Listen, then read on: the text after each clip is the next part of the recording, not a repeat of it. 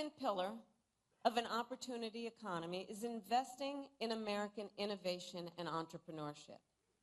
So for the last century, the United States of America has been a beacon around the world. And as your vice president now for almost 4 years, I've been traveling the world, meeting with world leaders, meeting with foreign leaders, meeting with business people in various countries with which we have partnership. And I will tell you, America remains a beacon for what it means to inspire and invest in innovation.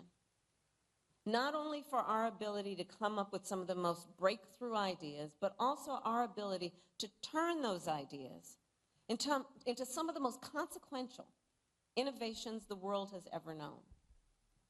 I believe the source of our success is the ingenuity, the dynamism, and enterprising spirit of the American people. To paraphrase, yes, it is, it's our nature. It's our nature. To paraphrase Warren Buffett, since the founding of our nation, there has been no incubator for unleashing human potential like America. And we need to guard that spirit. We have to guard that spirit. Let it always inspire us. Let it always be the source of our optimism, which is that spirit that is so uniquely American. And let that then inspire us by helping us to be inspired to solve the problems that so many face, including our small business owners. So as I travel the country, what I hear time and again from those who own small businesses and those who aspire to start them is that too often an entrepreneur has a great idea, not too often, that's good, and they have the willingness to take the risk, but they don't have access to the capital that they need to make it real. And as Andrea said, not everybody was handed on a silver platter $400 million and then filed for bankruptcy 6 times. Oh, I said that. I actually said that.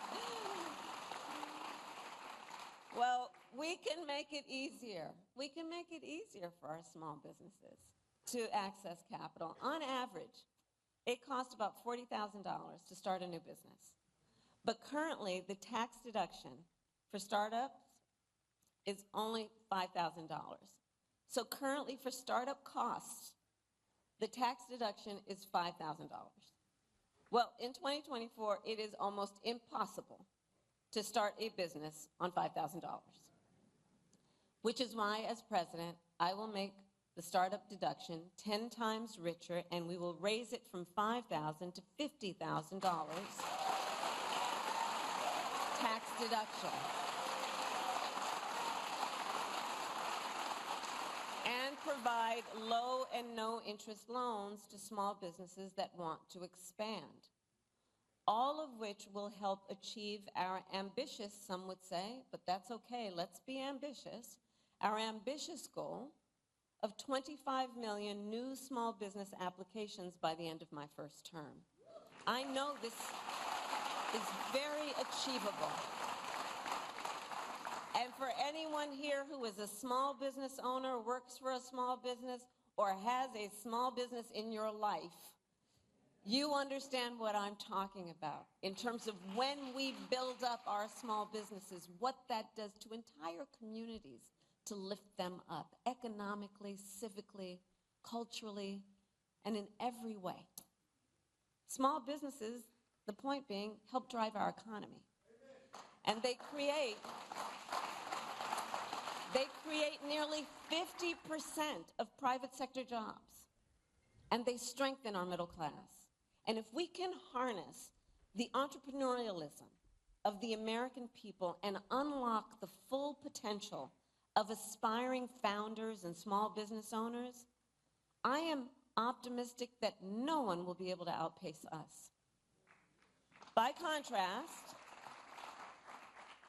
Donald Trump, when he was president, has been described by one of the nation's leading experts on small businesses in a piece he published in a major paper as not being good for small businesses. In fact, the title, wait, because I'm bearing the lead right now. One of the leading experts on small businesses published a piece in one of the major newspapers, and the title, I'm going to quote, "Does Donald Trump hate small businesses?" And their answer was yes. Their answer was yes. Because at the same time that Donald Trump was giving a tax cut to big corporations and billionaires, he tried to slash programs for small businesses and raise borrowing costs for them. Instead of making it easier, he actually made it more difficult for them to access capital. And that's not surprising, because Donald Trump just does not prioritize small businesses. He does not seem to value, frankly, the essential role they play. But look, when I look at small business owners, I see some of the heroes of our economy. Not only entrepreneurs, but as I said, civic leaders, community leaders, part of the glue that holds communities together.